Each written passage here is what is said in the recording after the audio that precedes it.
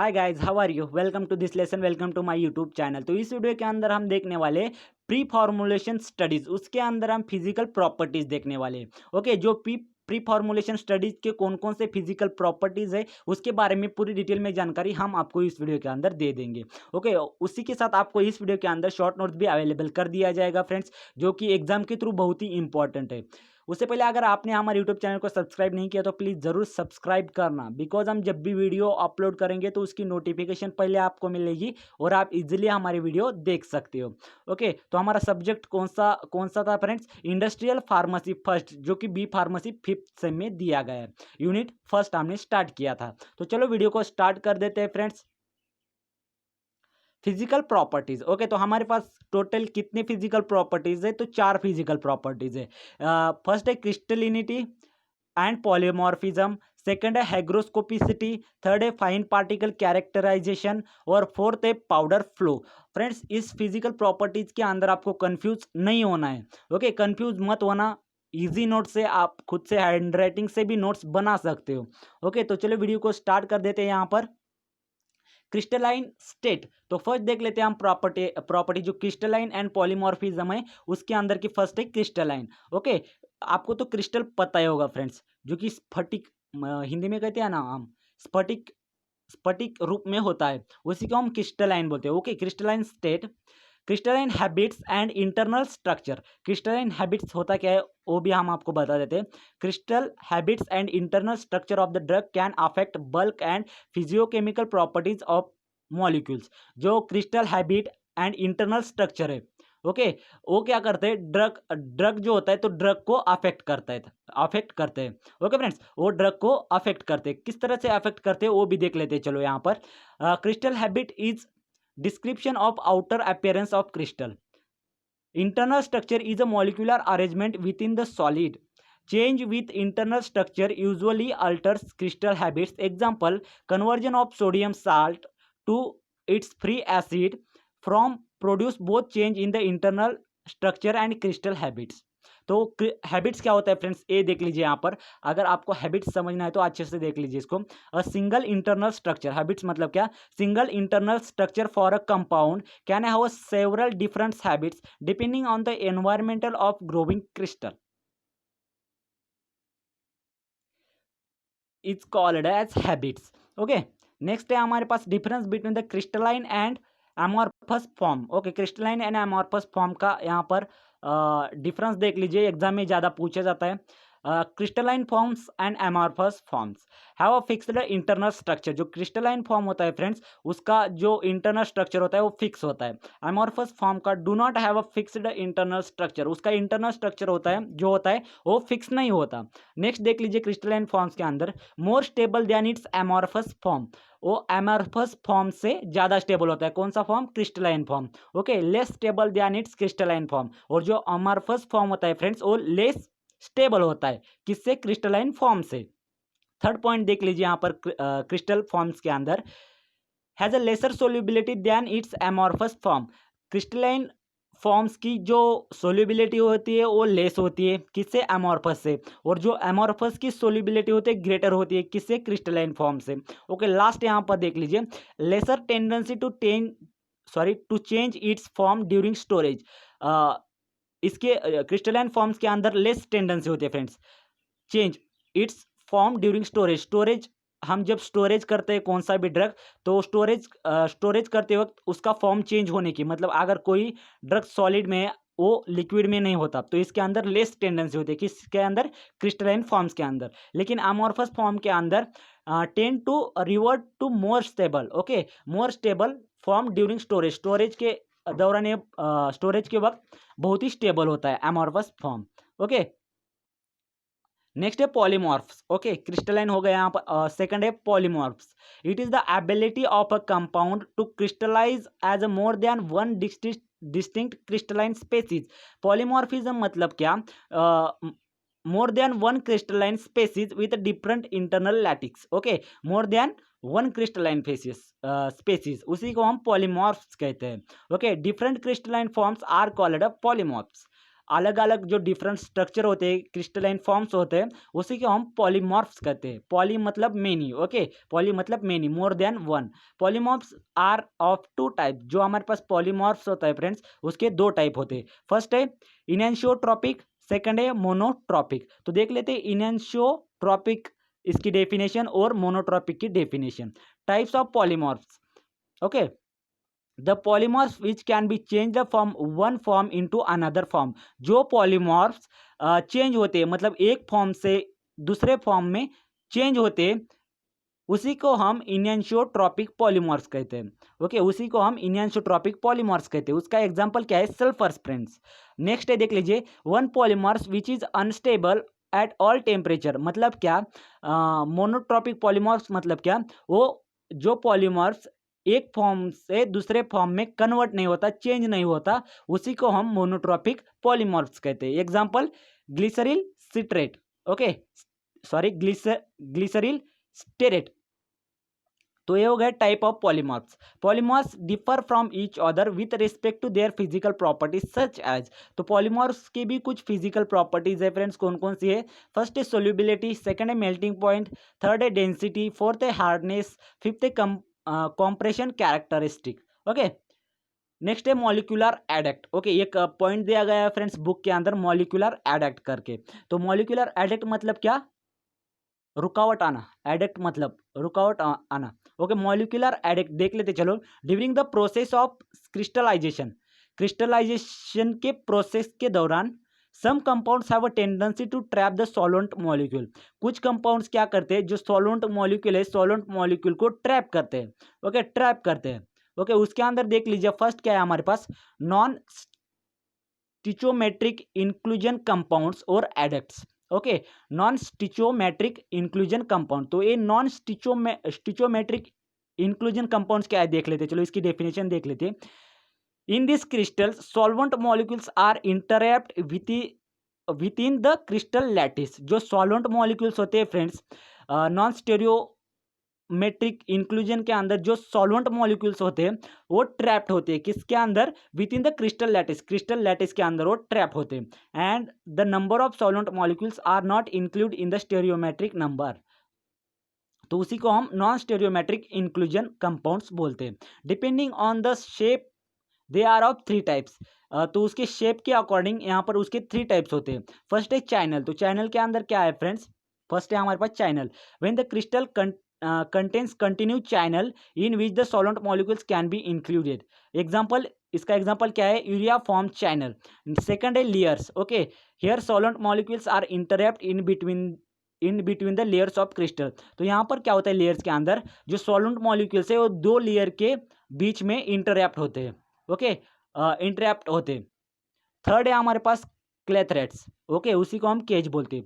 Solvent molecules are entrapped within the cavity of the crystal from all sides. तो यहाँ पर क्या होता है? इसके अंदर जो क्रिस्टल मॉलिक्यूल्स के ऑल साइड्स है, तो उस ऑल साइड्स के अंदर जो हमारे मॉलिक्यूल्स है वो इंटरैप्ट होते हैं ऑल साइड से। ओके, वहाँ पर हमारे मॉलिक्यूल्स इंटरैप्ट होते हैं। तो ये हो गया नॉन स्टियोमेट्रिक इंक्लूजन के बारे में। आप देखेंगे हम स्टिचियोमेट्रिक इंक्लूजन कंपाउंड्स और स्टिचियोमेट्रिक एडेक्ट्स। ओके, ये क्या होते हैं वो देख लेते हैं चलो। Molecular complex has a incorporated और crystallizing solvent molecules into specific site within the crystal lattice and has a stereometric number of solvent molecules complex जेड। ओके, तो यहाँ पर स्टिचियोमेट्रिक इंक्लूजन कंपाउंड क्या कहता है कि यहाँ पर जो लैटिक्स होते हैं फ्रेंड्स, तो लैटिक्स के अंदर कोई भी इंटरैप्ट नहीं होता। Okay, in incorporated solvent is water. तो इसके अंदर इनकॉर्पोरेटेड सॉल्वेंट इज वाटर। तो हमारे पास इनकॉर्पोरेटेड क्या है? सॉल्वेंट इज क्या है हमारे पास? हाइड्रेट्स है, hydrates. Okay, solvent is other than water, तो सॉल्वेट्स। ओके, तो यहाँ पर देख लीजिए anhydrous. Anhydrous 1 mole compound plus 0 mole water. Hemihydrates, तो हेमीहाइड्रेट्स क्या है? 1 mole compound to half mole water. Okay, half mole water. Monohydrates क्या होते हैं? 1 mole compound plus 1 mole water. Dihydrate 1 mole compound plus 2 mole water. Next है हमारे पास analytical method for crystallization of solid form. Okay, analytical method for crystallization of solid form, crystallization of solid form के कुछ analytical method से वो देख लेते हैं। चलो, फर्स्ट है हमारे पास माइक्रोस्कोपी, सेकंड है हॉस्टेज माइक्रोस्कोपी, थर्ड है थर्मल एनालिसिस, फोर्थ है एक्सरे डिफ्रैक्शन। फर्स्ट है हमारे पास माइक्रोस्कोपी।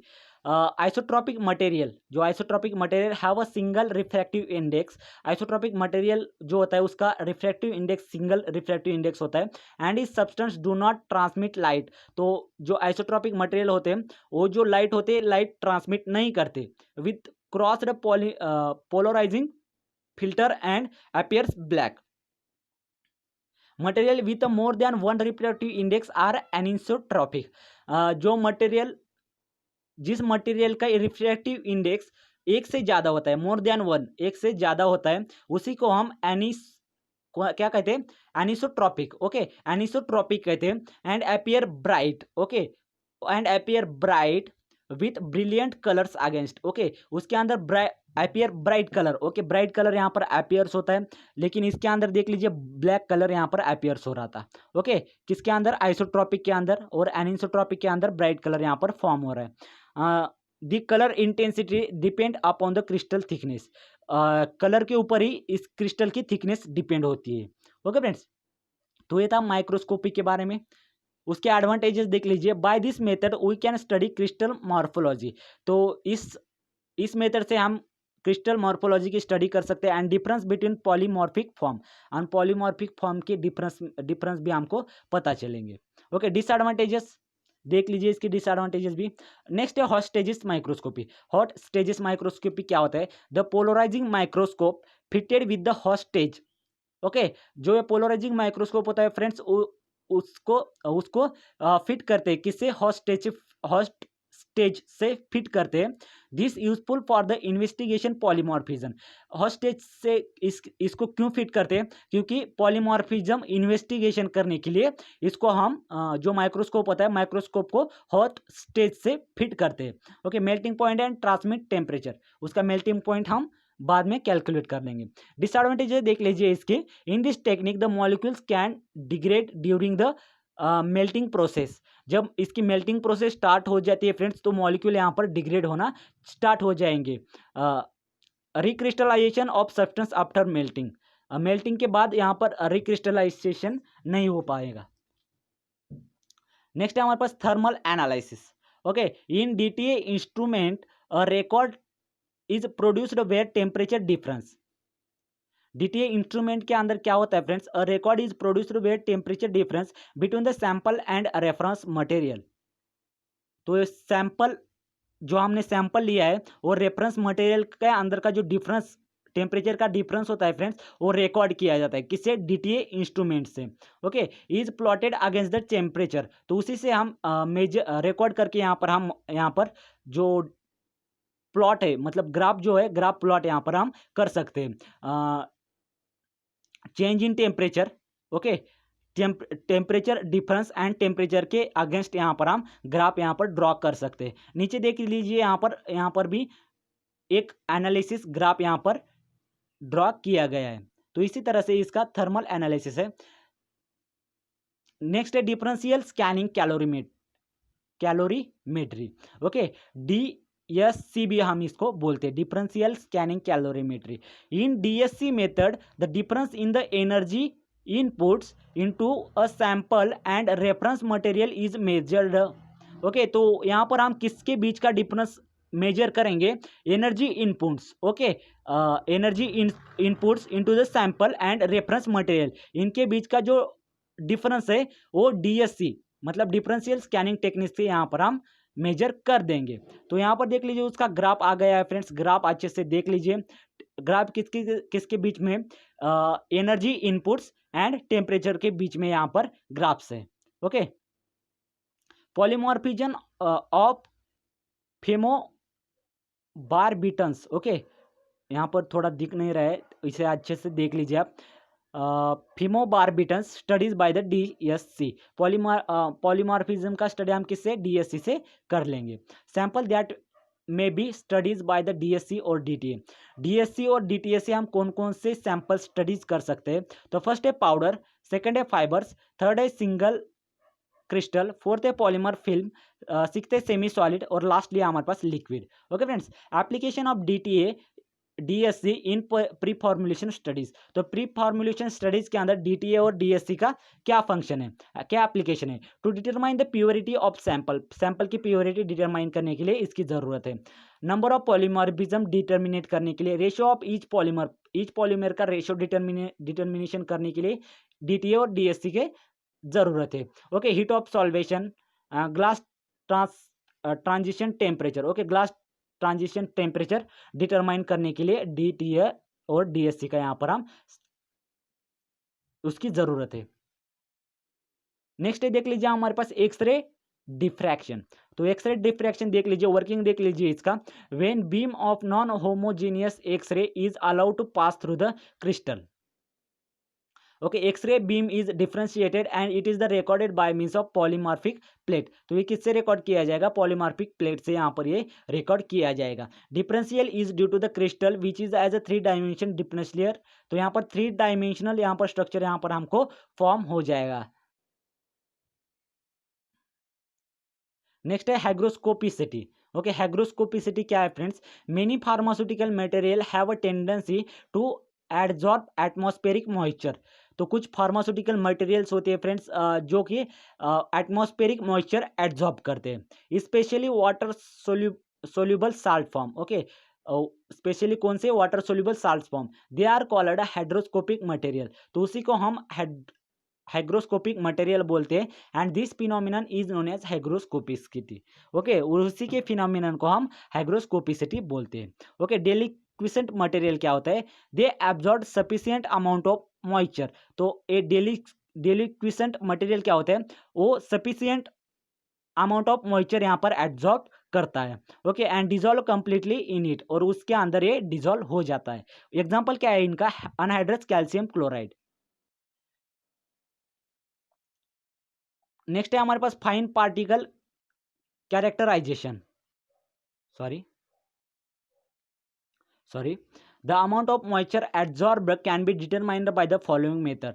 ओके, जो मॉइस्चर जितना अमाउंट में मॉइस्चर यहाँ पर एब्जॉर्ब किया जाता है वो नीचे दिए गए मेथड से हम डिटरमाइन कर सकते हैं। फर्स्ट है हमारे पास ग्रेविमेट्री, सेकंड है TGA, थर्ड है KF टाइट्रेशन, और लास्टली हमारे पास है gas chromatography GC। Okay friends, fine particle characterization देख लीजिए। Parameters those are measured, particle size and size distribution, shape of the particles, surface morphology of the particles. Particle size, the particle size is characterized using this term. Particle size हम characterize कर सकते इस term को use करके। कौन सी term है? Very coarse particles coarse, moderately coarse 14, fine 60, very fine 80। Particle size can be influence variety of important factors. Okay, particle size कुछ फैक्टर्स इसके ऊपर डिपेंड करते हैं। देख लीजिए यहाँ पर dissolution rate, suspendability, uniform distribution, penetrability. Next है methods to determine the particle size. Particle size determination करने के लिए कुछ मेथड्स है। फर्स्ट है सेविंग मेथड, उसकी रेंज कितनी होती है? 50 to 150 माइक्रोमीटर। सिंपल होता है, एक्सपेंसिव होता है, ज़्यादा एक्सपेंसिव होता है। ये powder is not dry, the apparatus get clogged. Okay, अगर यहाँ पर जो पाउडर से वो अगर ड्राई नहीं होगा तो apparatus तो क्लॉग हो जाएगा, मतलब apparatus यहाँ पर पूरी तरह से क्लॉग हो जाएगा। Okay, microscopy range 0.2 to 100 micrometer. Particle size can be determined by the use of calibrated grid background. Okay, most direct method है, स्लो एंड टेडियस मेथड। ये बहुत ही स्लो मेथड्स है माइक्रोस्कोपी। नेक्स्ट है sedimentation method, range 1 to 200 micrometer. Anderson pipette is use, यहाँ पर Anderson pipette use किया जाता है। Particle size is calculated by the Stokes law. यहाँ पर पार्टिकल साइज किससे कैलकुलेट कर सकते हैं हम? स्टोक्स लॉ से यहाँ पर हम पार्टिकल साइज कैलकुलेट कर सकते हैं। ओके, नेक्स्ट है measurement of flow property. Measurement of flow property देख लीजिए, इसको अच्छे से नोट्स बना लीजिए। नेक्स्ट है कॉम्प्रेसिबिलिटी। कॉम्प्रेसिबिलिटी देख लेते चलो। Measurement of free flowing powder by the compressibility. Measurement of free flowing powder by compressibility. Free flowing जो पाउडर होता है उसको मेजरमेंट करते हैं किससे? बाय कॉम्प्रेसिबिलिटी से। Also known as the Carr's index, इसको हम कार्स इंडेक्स भी बोलते हैं। कार्स इंडेक्स मतलब देख लीजिए यहाँ पर, Carr's index is equal to tapped density minus powdered density. Okay, tapped density minus powdered density into 100 divided by tapped density. It is एक सिंपल मेथड है, fast and popular method, fast, very fast और popular method है predicting powder flow characteristic. Carr's index देख लीजिए और type of flow देख लीजिए। अगर कार्स इंडेक्स यहाँ पर 5 to 15 के अंदर है तो फ्लो कैसा होता है? एक्सेलेंट फ्लो होता है। 12 और 16 के अंदर होता है तो गुड होता है। 80 और 21 के अंदर उसका कार्स इंडेक्स होता है तो type of flow fair and passable. 23 to 35 के बीच में होता है तो पुअर फ्लो होता है। तो इस तरह से देख लीजिए फ्रेंड्स, उसका अच्छे से नोट्स बना लीजिए इसका। Angle of repose, okay, angle of repose देख लीजिए। The greater angle of repose indicate poor flow. अगर angle of repose, okay, angle of repose यहाँ पर ज्यादा है तो फ्लो कैसा होगा? यहाँ पर पुअर फ्लो होगा। ओके, ज्यादा repose angle, lower flow. Okay, it should be less than the 13 degree and can be determined by the following equation. तो जो एंगल ऑफ प्रीपोज है तो इस इक्वेशन से हम कैलकुलेट कर सकते हैं। इक्वेशन कौन सा है? tan theta is equal to H divided by R. Okay, theta angle of repose है, H is equal to height of pile और R is equal to radius. तो ये हो गया एंगल ऑफ रिपोज के बारे में। नेक्स्ट है सोल्युबिलिटी एनालिसिस, इसके अच्छे से नोट्स बना लीजिए friends. Solubility depends on, solubility किसके ऊपर डिपेंड्स होते हैं? PH, temperature, ionic strength, buffer concentration, इसके ऊपर सोल्युबिलिटी डिपेंड्स होती है। ओके, नेक्स्ट है सोल्युबिलिटी एनालिसिस। सोल्युबिलिटी एनालिसिस करने के लिए हमारे पास कौन कौन से सॉल्वेंट लेना पड़ता है हमको?